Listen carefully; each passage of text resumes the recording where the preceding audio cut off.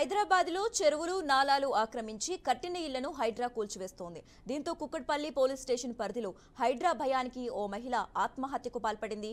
కుక్కట్పల్లి యాదవ్ బస్తీలో గుర్రంపల్లి బుచ్చయ్య అనే మహిళ ఆమె కూతుళ్లకు కట్నంగా ఇచ్చిన ఇళ్లను కూల్చివేస్తారేమో అనే మనస్తాపంతో ఉరివేసుకుని ఆత్మహత్య చేసుకుంది.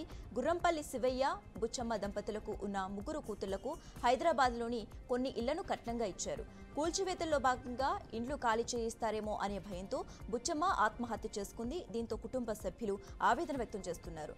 బుచ్చమ్మ ముగ్గురు కుమార్తెలు బోరున విలపిస్తున్నారు. కుటుంబంలో విషాద ఛాయలు అలుముకున్నాయి.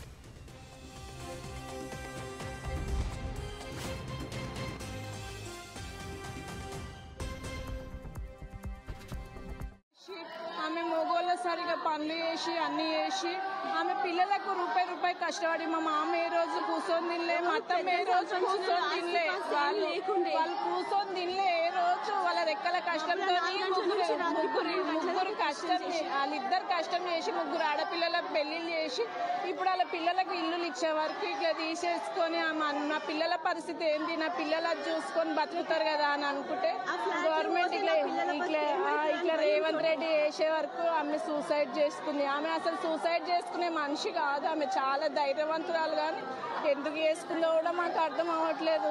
ఆమె నా పిల్లలు ఎట్లా, నా కొడుకులు లేకున్నా కానీ నా పిల్లలు మంచిగా ఉంటారు కదా అని అన్నట్టు అనుకుంది. కానీ ఇట్లా వేసుకునే వరకు ఆమె తట్టుకోలేదు. ఇల్లు తీసుకునే వరకు నా పిల్లల పరిస్థితి ఏంది, నా పిల్లలకు కూడా ఆడపిల్లలు ఎవరు అన్నట్టు ఆమె మనసు మీదకి తెచ్చుకొని చేసేసుకుంది. ఈ గవర్నమెంట్కి ఎంత న్యాయం అవుతుందో ఏమో. అయితే బుచ్చమ్మ ఆత్మహత్య గురించి తెలుసుకున్న హైడ్రా కమిషనర్ రంగనాథ్ దీనిపై స్పందించారు. హైడ్రా ఎవరికీ ఎటువంటి నోటీసులు ఇవ్వలేదన్నారు. బుచ్చమ్మ ఆత్మహత్యపై కుక్కట్పల్లి ఎస్ఐతో మాట్లాడినట్లు తెలిపారు. శివయ్య దంపతుల కూతుళ్లకు రాసిచ్చిన ఇల్లు కుక్కట్పల్లి చెరువుకు సమీపంలో ఉన్నప్పటికీ ఎఫ్టీఎల్ పరిధికి దూరంగా ఉన్నాయన్నారు.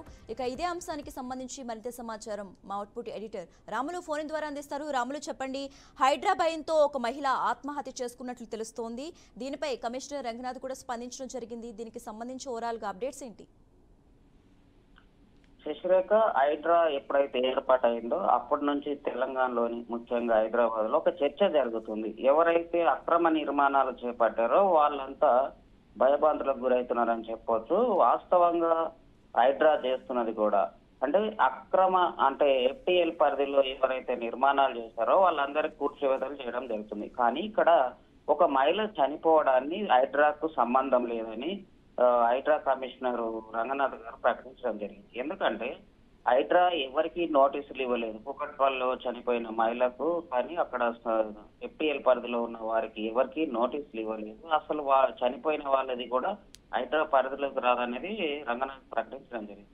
మొత్తానికైతే ఇది హైడ్రాను కొంత ఇబ్బందికరంగా మారుతున్న పరిణామం చెప్పొచ్చు. ఎందుకంటే మూసీ సుందరీకరణ ఏదైతే జరుగుతుందో, మూసీ ప్రక్షాళన ఏదైతే జరుగుతుందో, ఈ నేపథ్యంలో మూసీ పరివాహక ప్రాంతంలో ఉన్న ఎవరైతే వాళ్ళందరికి సంబంధించిన గుడిసెలు తొలగించడం జరుగుతుంది, ఇండ్లను తొలగించడం జరుగుతుంది. అట్లాగే చెరువులు ఆక్రమించి ఎఫ్టీఎల్ పరిధిలో ఎవరైతే ఉంటున్నారో వాళ్ళందరికి సంబంధించిన అక్రమ నిర్మాణాలకు సంబంధించింది హైడ్రా గుర్తిస్తుంది. అట్లాగే జిహెచ్ఎంసీ, హెచ్ఎండిఏ మొత్తం గుర్తించడం జరుగుతుంది. గుర్తించి వాటికి మార్కింగ్ చేయడం జరుగుతుంది. ఈ నేపథ్యంలోనే కొంత ఆక్రమణదారులు ఎవరైతే ఉన్నారో వాళ్ళందరికీ కొంత భయప్రాంతులకు గురవుతున్నారు అని చెప్పొచ్చు.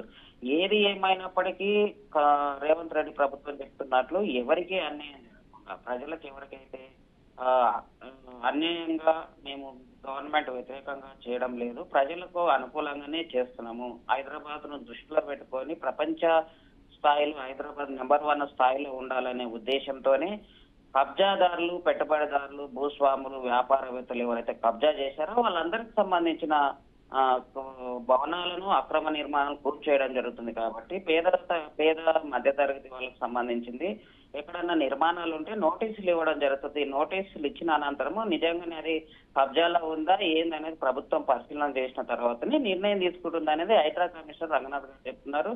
ఏదేమైనప్పటికీ ఆమె చనిపోయిన ఎవరైతే ఉన్నారో ఆమెకు హైడ్రాకు సంబంధించిన సంబంధం లేదు, తన చావుకు హైడ్రాకి ఎట్లాంటి సంబంధం లేదని రంగనాథ్ ప్రకటించడం జరిగింది అనేది చూసుకోవచ్చు.